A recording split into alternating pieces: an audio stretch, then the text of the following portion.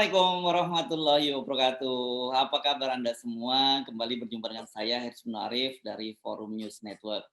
Dalam beberapa hari ini Anda pasti mengikuti ya kehebohan yang terjadi ini di kalangan istana juga buzzer. Mereka membuli habis Wakil Ketua Umum MUI Buya Anwar Abbas karena dianggap salah membaca data, memaparkan data di teman Pak Jokowi soal Gini rasio juga soal kepemilikan lahan di Indonesia. Nah, saya akan coba mengajak Anda untuk untuk ngobrol kembali dengan Prof. Awalil Rizky, ini ahli fiskal kita. Orang pasti tanya, apa sih sebenarnya Gini rasio itu? Jadi yang salah itu yang bagaimana, yang benar itu bagaimana? Nah, halo, assalamualaikum. Waalaikumsalam. Ya, coba Anda bikin sederhana dulu ya. Kita nggak perlu masuk kontroversi siapa benar siapa salah, tapi apa sih sebenarnya Gini rasio itu? Iya. Terima kasih Mas Hersu dan para pemirsa. Sebenarnya Gini rasio itu hanya istilah yang seperti rasio utang terhadap PDB, utang pemerintah itu loh, atau rasio utang terhadap pendapatan. Jadi tanpa melihat konteksnya, angka rasio Gini itu sebetulnya nyaris tidak bunyi ya. Nah, apa konteksnya rasio Gini? Rasio Gini itu konteksnya adalah untuk menggambarkan ketimpangan ekonomi. Apa itu ketimpangan ekonomi? Secara sederhana diartikan sebagai ketimpangan antar kelompok masyarakat. Nah, tergantung pengelompokannya kan, kira-kira begitu. Nah, maka sentral pembicaraan di kajian, di buku ajar, di perkuliahan itu sebenarnya bukan Gini rasio, tetapi ketimpangan ekonomi. Nah, ketimpangan ekonomi itu juga bisa dibaca adalah kemiskinan relatif. Karena kan miskin itu bisa absolut. Jika penghasilannya atau pengeluarannya di bawah ini, itu berarti miskin. Di atas ini tidak miskin. Atau ukuran apapun. Nah, tetapi bisa juga toh miskin itu dilihat, ya saya misalnya punya penghasilan 10 juta per bulan. Udah lumayan kan sebenarnya. Tapi Mas Hersu 1 miliar sebulan. Kan berarti saya kan lebih miskin dari Mas Hersu. Nah, jadi tentu dalam hal ini tidak pribadi-pribadi, tetapi seluruh rakyat. Ya, jadi maka ketimpangan itu bisa dibaca juga sebagai kemiskinan relatif, nah, gitu ya. Nah, kembali ke titik soal, maka ketimpangan ekonomi itu menjadi tema yang tidak ada habisnya. Misal suatu bangsa, suatu negara, suatu perekonomian mengalami peningkatan, perkembangan, pertumbuhan ekonomi, kenaikan pendapatan secara umum kan, ya toh. Tapi lalu ingin diketahui antar kelompok dalam perekonomian tersebut, dalam negara tersebut, laju kenaikannya masing-masing berapa, atau malah ada yang nggak naik. Nah, disitulah kita bicara ketimpangan. Nah, maka secara sederhana ketimpangan ekonomi itu ada basis datanya, ya kan? Ya.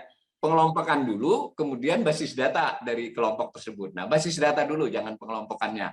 Pertama bisa melihat ketimpangan itu dari sisi pengeluaran, konsumsi, masuk akal ya? Ya, konsumsi ini berapa, konsumsi ini berapa. Yang kedua bisa dari pendapatannya, sedikit berbeda kan? Memang umumnya orang yang pendapatannya besar, pengeluarannya besar, tapi kan persentasenya belum tentu kan? Jadi bisa dicari ukuran ketimpangan berdasarkan pendapatan. Lalu ada lagi ukuran lain, yaitu berdasar data kekayaan.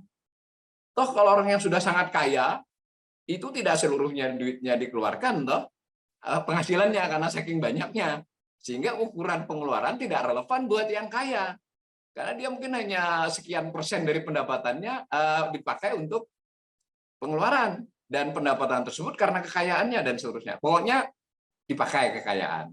Lalu sebenarnya ada lagi ukuran-ukuran yang memang jarang dipakai, tapi setiap negara yang memiliki basis data statistik bagus pasti akan pakai untuk kebijakan ekonominya. Antara lain akses layanan publik.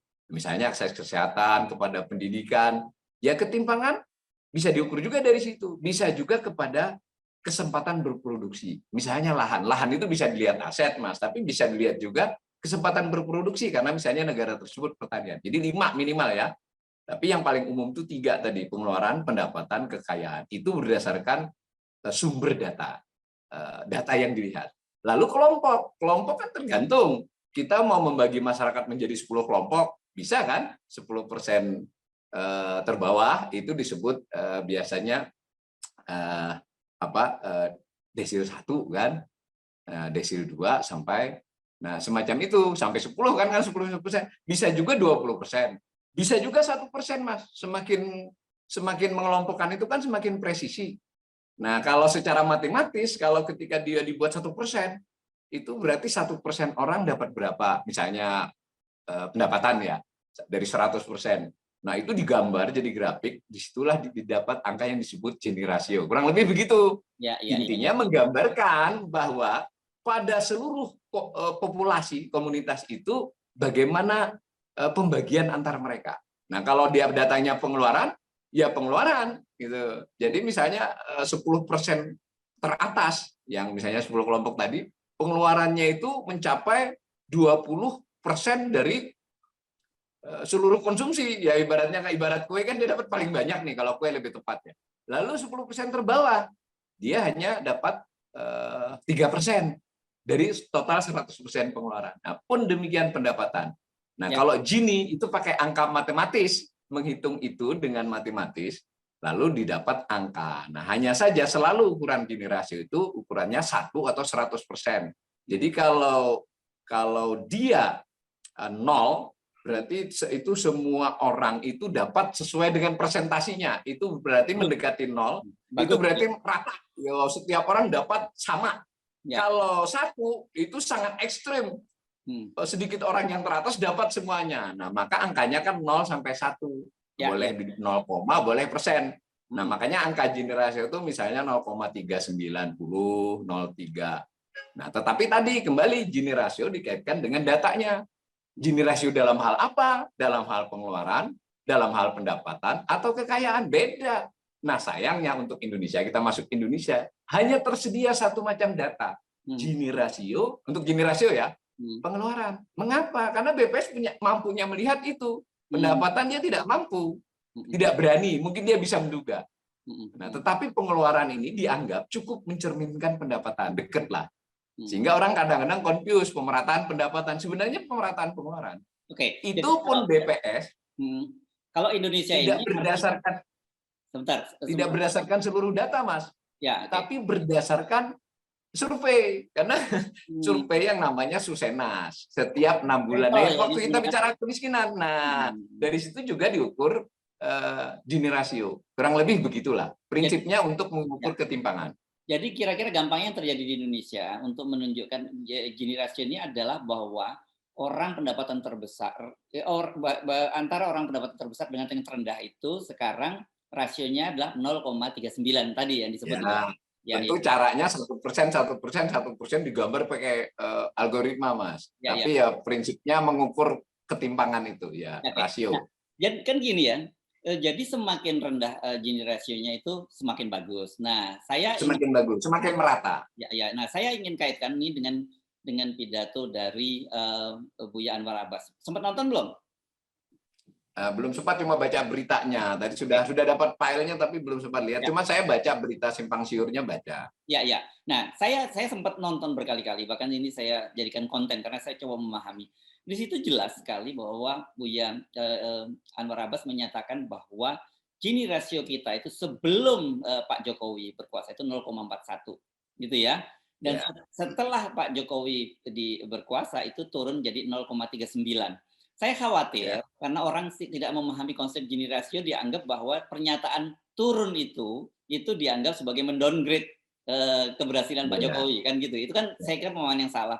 Karena kemudian Pak Buya Anwar Abbas ini kemudian mengaitkan kata-katanya begitu, cuma di dalam pemilikan lahan gitu. Itu saya kira yang kemudian menjadi orang jumbuh ya atau confused gitu ya.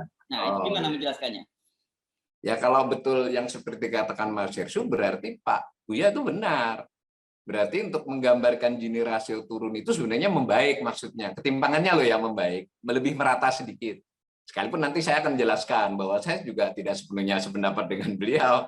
Nah, tetapi ketika beliau tambahkan dengan lahan, itu benar, itu lahan itu bisa diartikan, tadi kan saya sudah bilang ada 5 sumber, itu berarti pemerataan lahan itu bisa dilihat dalam soal pemerataan kekayaan. Nah, dalam konteks ini karena kita banyak petani, maka lahan itu adalah kekayaan kan. Bisa juga dalam konteks kesempatan berproduksi, pemerataan akses kepada produksi. Nah, karena kan lahan untuk itu. Nah, dalam hal itu memang terjadi pemburukan. Jadi ada Gini rasionya juga lahan itu, Mas, sama. Jadi Gini rasio itu adalah alat statistik untuk mengukur rasio-rasio penyebaran suatu besaran-besaran angka, dua variabel. Jadi kan ada kelompok mau dibagi 10, mau dibagi 100, lalu ada bagiannya. Nah, kalau dibuat gambar secara matematika, dia bisa dihitung Gini rasionya. Nah, tadi kalau terkait pengeluaran, sederhananya dibagi 100 kelompok. 100 kelompok masyarakat, masing-masing dapat berapa, lalu digambar dan dapat Gini rasio. Nah, lahan juga begitu. Kepemilikan lahan, ya toh, orangnya berapa, lahannya rata-rata berapa. Nah, itu ada Gini rasionya juga. Gini rasio lahan itu memburuk. Nah, tetapi kalau kita naik ke tema yang lebih besar, maka pertanyaannya adalah, apakah, saya tidak mendengar ya sekali lagi, tapi umpama nih saya pada posisi dapat kesempatan menyampaikan kepada presiden atau kepada pemirsa lah, kalau presiden saya ketinggian mungkin ya. Apakah, kan pertanyaannya jadi gitu, apakah angka-angka indikator tentang ketimpangan ekonomi yang lazim dipakai menunjukkan perbaikan atau pemburukan? Ya kan begitu. Nah, tadi kalau saya nangkap dari penjelasan Mas Hersu dan berita yang simpang siur, Buya itu membuat dua, yang satu membaik, yang satu memburuk. Nah, padahal ada belasan yang lazim dipakai, nggak hanya dua, bahkan puluhan, cuma yang lazim belasan, gitu loh. Nah, saya menyarankan, dan saya pernah melakukan, karena itu saya pernah buat sebagai pemimpin penulisan tentang ketimpangan, kira-kira setahun yang lalu. Berarti nggak lama lah, 8 bulan yang lalu dipublikasi, itu saya menilai secara keseluruhan terjadi peningkatan ketimpangan ekonomi di Indonesia, terutama sejak reformasi. Dan tidak membaik ketika Pak Jokowi. Jadi biar adil ya, memburuknya itu sejak era reformasi dan tidak membaik selama era Jokowi. Era Jokowi ada tanda-tanda seolah-olah membaik pada Gini rasio pengeluaran. Nah, tapi ketika saya pakai ukuran-ukuran lain, seperti pendapatan, seperti kekayaan, akses kepada produksi, maka ini terdowngrade ini. Jadi secara rata-rata saya ingin mengatakan tidak membaik, kalaupun saya tidak ekstrim memburuk ya. Jadi tidak ada perbaikan tentang ketimpangan ekonomi di era Pak Jokowi. Tapi fairnya sejak era reformasi sudah memburuk. Nah, bolehlah dikasih prestasi menahan, tapi tidak membaik. Nah, tadi Buya hanya mengambil dua indikator. Saya dalam studi saya itu sekitar berapa ya? 11 sampai 12 saya pakai. Ya. Gitu Mas, kurang lebih. Ya, konteksnya kalau Buya sebelumnya mengangkat soal akses ke perbankan dan sebagainya itu yang disebut. Nah, itu juga masuk Mas. Atau saya potong dikit, kalau benar ada omongan itu sama. Ya. Kan tadi saya bilang 5 tadi. Pengeluaran, pendapatan, kekayaan, akses layanan, akses produksi. Nah, berarti kan yang akses ke perbankan itu sama dengan lahan, termasuk akses produksi, timpang atau tidak. Itu benar lagi, khusus akses kepada perbankan. Kalau dibagi dengan pengelompokan masyarakat, maka mereka yang UMKM, itu aksesnya lebih menurun, lemah. Persentasi kan bisa. Persentasi kredit UMKM berapa, persentase non UMKM berapa, itu tidak membaik selama Pak Jokowi. Jadi Buya Anwar Abbas menyebutnya bahwa memang ada peningkatan kesejahteraan, gitu ya. Tapi ini konteksnya perusahaan ya. Tapi beliau bilang, tetapi dalam proses akses perbankan itu yang sudah mendapatkan akses besar itu adalah kelompok usaha besar, kelompok usaha menengah, dan UMKM. Sementara mikro dan ultra mikro itu tidak tersentuh oleh pemerintah, gitu. Dan bukan hanya pemerintah, beliau menyebutnya juga oleh kita semua, bukan hanya pemerintah, menyebutnya begitu. Ya benar itu Mas, karena konteks analisis ketimpangan ini bukan soal salah atau benar pemerintah. Jadi tadi kita kan hanya menyebut era, bukan berarti itu seluruhnya akibat pemerintahan Jokowi atau pemerintahan Pak SBY, tapi era pada pemerintahan itu. Kan begitu kurang lebih. Nah, karena ketimpangan ekonomi bukan hanya semata-mata karena kebijakan pemerintah, tetapi karena dinamika ekonomi itu sendiri.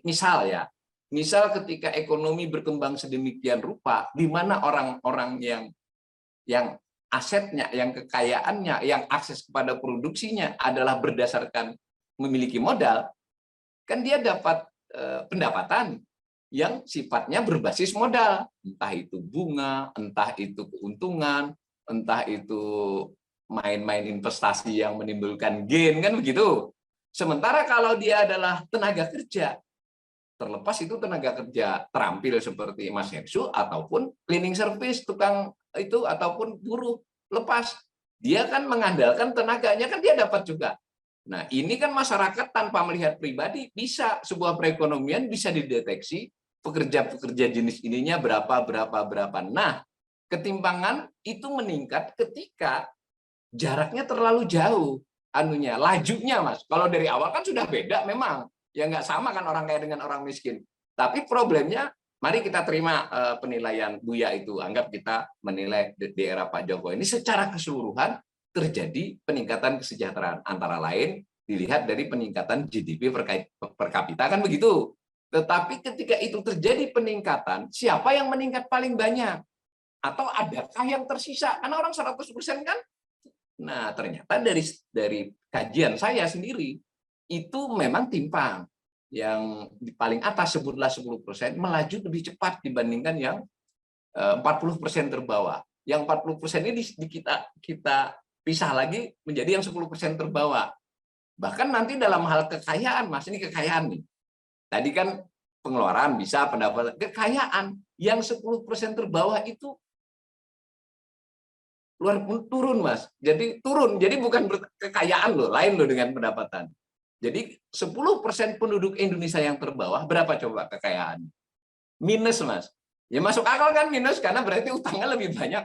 Jadi mereka nggak punya rumah, nggak punya lahan, dia kan nyewa. Berarti kan nggak ada aset itu. Ya asetnya mungkin ada aset apalah, mungkin punya sepeda motor atau apa. Sementara utangnya sekian-sekian. Kayak kita buat neraca lah. Itu ternyata 10% terbawah itu asetnya minus Oke. dari sisi kekayaan. Ya, ya. Nah, kurang lebih Ya. kembali ke tema semula, kita ingin secara fair melihat ketimpangan ekonomi antar kelompok masyarakat. Kelompok masyarakat itu kita bisa jadi bagi 10%, 10%, berarti 10 kelompok. Bisa kita bagi 1%, 1%, berarti 100 kelompok. Yang lazim itu 10 kelompok, itu paling gampang. Paling gampang menghitungnya. Nah, lalu dilihat dari sisi apanya? Dari sisi konsumsinya.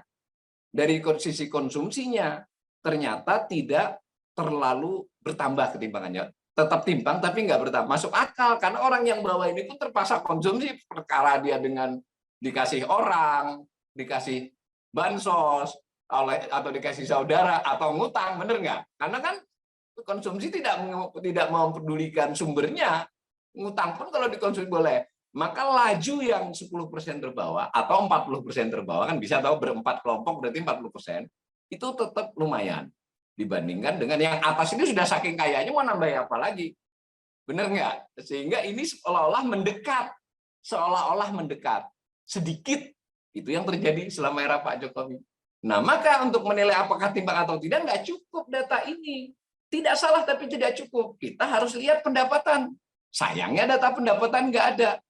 Yang menyediakan Bank Dunia. Bank Dunia kok punya ya data pendapatan? Ternyata Bank Dunia itu memakai pendekatan datanya BPS ini. Yang pengeluaran di proxy dia, diolah dia. Jadi nggak berbeda. Lalu ada yang radikal, data kekayaan. Tidak punya juga BPS. Pemerintah juga tidak punya. Mungkin punya, tapi tidak dipublikasi ke publik. Kan mestinya pajak punya. Tapi mungkin tidak cukup menyeluruh. Credit Suisse sebagai lembaga internasional, lembaga manajemen, dia tidak hanya urusan ini, seluruh negara dia tampilkan. Meskipun sekali lagi ini berarti perkiraan dia loh. Metodenya apa? Dia berdasarkan data BPS, berdasarkan data pajak, entah bagaimana dia dapat pajak semua negara ya. Berdasarkan wawancara, Mas, jangan lupa. Dia mau wawancara orang-orang kaya itu karena dia fokusnya ingin menggambarkan kekayaan sebenarnya. Tapi yang miskin tergambar. Apa yang ditemukan oleh Credit Suisse untuk banyak negara? Secara umum banyak negara mengalami peningkatan ketimpangan kekayaan. Secara umum ya, Indonesia salah satu negara yang peningkatan ketimpangannya sedet atas. Jadi memburuknya itu termasuk 10 yang atas. Nah, misal Gini rasio, Mas. Gini rasio kekayaan tadi kan Gini rasio apa tadi pengeluaran. Itu ya Pengeluaran yang tadi. Gini rasio Nah, pengeluaran. yang tadi pengeluaran itu Gini rasionya yang benar adalah 3,84, Mas. 0,384. Sudah lebih rendah lagi dari 0,39 kan? Jadi tetapi yang berdasarkan kekayaan berapa? 0,775. Waduh, jauh banget ya ini Nah, ya. artinya mendekati 1 kan. Iya, iya, iya, Tetapi iya. jangan salah, itu tahun 2020 Mas Hersyu, itu sudah membaik. Jadi selama pandemi, Gini Heeh. rasio kekayaan membaik karena pada tahun 2019 kita mencapai 0,81. Tapi kita nggak pernah beranjak dari angka-angka itu. Dan itu termasuk 10-20 negara yang tertimpang. Yang lazim itu 0,6, 0,6 kekayaan. Ya, ya. Itu yang disebut oleh Credit Suisse bahwa di era pandemi ini, di masa pandemi ini, orang kaya di Indonesia itu jumlahnya makin banyak itu. Ya, betul. Itu salah satunya, salah satu indikasinya. Tetapi dari sisi Gini rasio membaik, Mas. Kenapa? Ingat loh, Gini rasio itu tidak hanya yang paling kaya dengan yang paling miskin, tapi rata.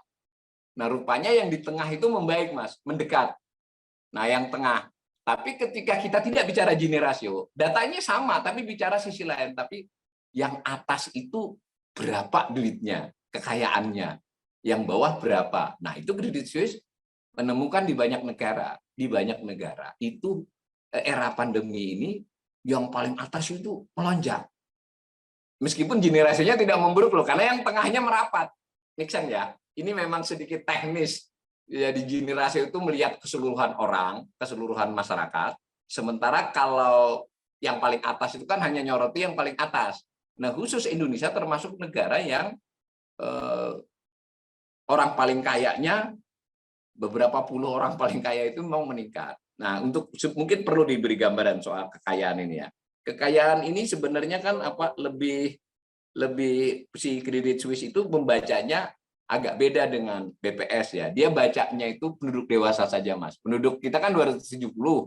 Nah, yang dihitung oleh si Credit Suisse ini 2020 itu hanya 180 juta. Jadi definisinya penduduk dewasa. Nah, si 180 juta ini dia selidiki dengan berbagai cara tadi, kekayaannya baik itu kekayaan aset tetap maupun finansial. Finansial berarti rekening dia di bank, memiliki saham. Nah, rata-rata 180 juta orang ini untuk Indonesia itu lumayan, Mas, 17.693. Saya bulatkan aja 17.700 dolar. Itu kalau dirupiahkan kurang lebih 250 juta. Masuk akal ya? Jadi rata-rata kekayaan penduduk dewasa Indonesia itu 250 juta. Kekayaan loh, berarti kan dia entah rumahnya berapa, kalau dia punya rumah kan motor, TV, ya kurang lebih begitu, atau tabungannya. Nah, itu termasuk tidak rendah di dunia. Tetapi ketika dilihat dari 250 juta itu, ternyata 67,2%, hampir 70%. Itu rata-ratanya cuma 145 juta. Jadi ini rata-rata karena keangkat oleh yang atas-atas. Nah, di sini Indonesia sudah kelihatan lebih buruk. Jadi rata-rata itu 250 juta karena semua orang total dibagi semua orang dewasa. Nah, sementara ketika dilihat bagi-bagiannya masing-masing, itu ternyata yang hampir 70% di bawah itu hanya 145 juta. Nah, masuk akal 145 juta. Lalu kalau dilihat lagi yang 10% paling bawah nih, berarti 18 juta orang dewasa. Itu 18 juta ini kekayaannya minus, Mas. Bukan lagi bisa dihitung juta. Kenapa? Ya minus bisa kan? Iya, iya, iya, Misalnya iya. saya, sekali lagi kalau Mas Hairul nggak mau dicontohin, saya rumah mewah, ya toh? Ya Iya. motor ada motor bobrok harga 2 juta atau 3 juta, begitu loh. Heeh. Ya baju udah nggak bisa dinilai, HP di bawah 500.000 atau hanya satu sekeluarga. Tetapi saya ternyata punya kredit konsumsi yang harus saya bayar itu kan dinilai. Maka ketika di total kekayaan saya itu negatif. Dan itu Oke. ada pada 18 juta orang. 18 juta itu kalau kita bikin rata-rata satu keluarga itu ada 4 orang, itu berarti tinggal dikalikan saja ya, 18 kali Iya, kali ya, 7. orang dewasanya Ya, sekitar 3, Mas. Yang 4 itu kalau seluruh. oke. Jadi 2,5.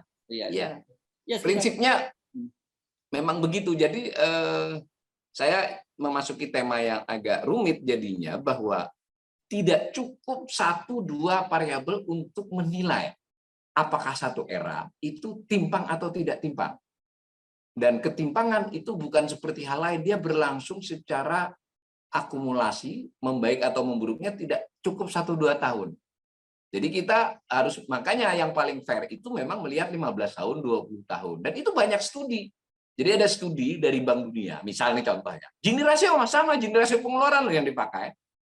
Membuat studi 180-an negara, 180 negara itu selama 1990 sampai 2019 sebelum pandemi ya, kurang lebih berapa itu 30 tahun itu membaik atau memburuk Gini rasio pengeluaran. Nah, kan masuk lagi ke tema semula. Lalu dia buat peringkat-peringkat Indonesia nomor 9 yang meningkatnya memburuknya paling ini. Terlepas di 2018-19 sedikit membaik kan ya tadi. Nah, itu baru Gini rasio. Tapi tadi kita bisa macam-macam. Karena itu menurut saya mumpung Buya ini menjadi kontroversi, itu bagaimana kalau kita sikapi lebih konstruktif bahwa ini sebenarnya memang adalah masalah serius perekonomian kita. Kita nggak bisa bicara pertumbuhan ekonomi 6, 7, even itu 10%. Kita tidak bisa bicara PDB per kapita sekian puluh juta, 70 juta. Loh, 70 juta ada yang 1 miliar, ada yang 0 rupiah. Nah, kan? Kita juga tidak bisa bicara tentang kesejahteraan itu hanya dari jalan yang membaik, bangunan yang membaik. Loh, ada nggak di balik bangunan itu yang tidurnya di kotak atau di reruntuhan? Nah, kita juga tidak bisa bicara tentang layanan kesehatan dengan hanya jumlah dokter, jumlah rumah sakit, orang terlayani. Tapi ada nggak yang tidak terlayani sama sekali? Di situ bicaranya. Begitu juga ketika bank, duit di bank naik, bertambah, artinya orang Indonesia makin makmur. Secara keseluruhan jumlah duit di bank bertambah. Tapi ternyata bagaimana pembagiannya? Bahwa ternyata yang rekeningnya itu punya ATM, tapi nggak ada isinya. Itu terlalu banyak. Karena dia mungkin buat ATM untuk menerima bansos, ya nggak? Untuk memperoleh bantuan atau kiriman dari saudaranya. Sementara yang di atas, nah semacam itu tentu saya juga harus adil, bukan berarti lalu seluruhnya memburuk kan. Nah, di sini itu studi saya itu memastikan bahwa ketimpangan ekonomi adalah agenda yang jauh lebih serius daripada soal kemiskinan dan soal pertumbuhan ekonomi. Sebenarnya, cuma tadi dari pembicaraan kita kan agak sedikit kompleks tuh angka-angkanya. Macam itu, Mas. Bagus ini Bu yang mengangkat. Nah, itu masuk lagi ke tema-tema yang lebih krusial. Jangan ginilah. Lahan. Bagaimana bisa lahan dari dulu rata-rata 0,4, tapi sekali lagi bukan era Pak Jokowi saja. Turun sekarang di kisaran 0,2,5 hektar per keluarga tani misalnya. Seperti itu kan serius. Begitu juga tadi kredit. Tadi kan tabungan yang saya bicarakan kredit. Itu kan padahal narasinya yang diutamakan adalah kredit mikro dan kecil. Narasi itu baik narasi dari pemerintah, dari BI dan OJK, bahkan dari banknya. Banknya kan selalu buat acara-acara tuh, kalau kita lihat iklannya, membantu UMKM, ini contoh UMKM berhasil. Ya tidak salah, tapi saya ekonom bicaranya statistik. Loh, itu kan contoh yang berhasil. Keseluruhannya bagaimana? Mengejutkan, Mas.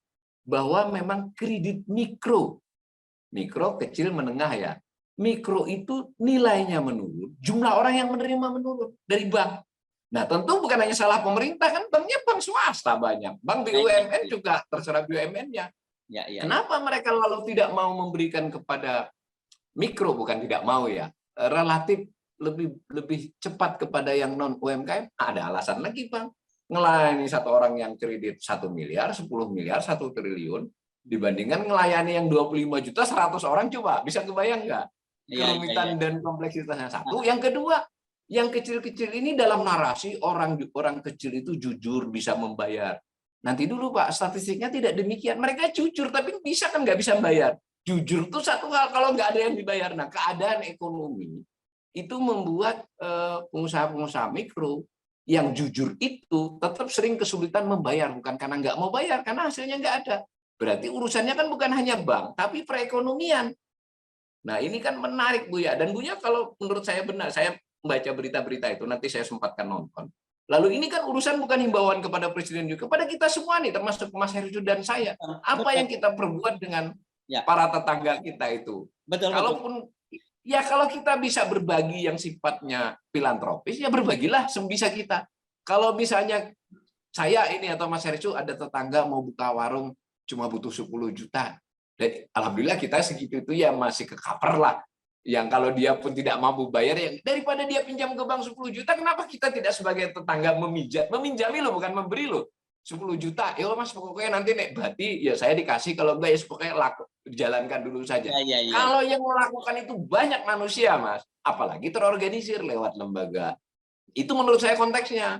Lembaga zakat kah, lembaga apakah? Maka ekonomi ini jadi, kalau disikapi dengan tema-tema yang kemana-mana. Kita tidak mengakui bahwa ini memang ada masalah dengan ketimpangan. Menurut saya akui dulu itu. Dan ini masalah kita bersama.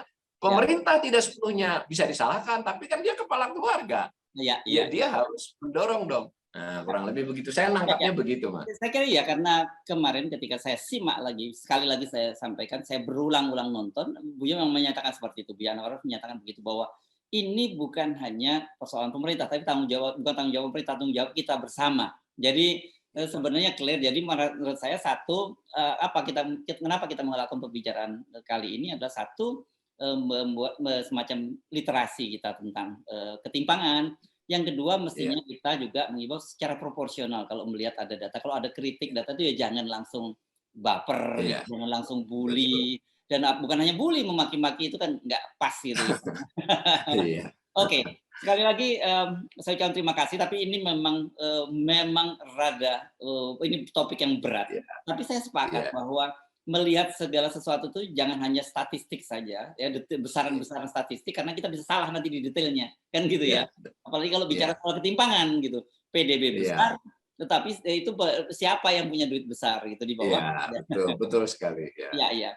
Oke, Prof. Walil, masih ada yang perlu Anda tambahkan sebelum kita mengakhiri pertemuan kita? Ya, saya bolehlah ya mengajukan kritikan. Saya jarang nih mengkritik pemerintah.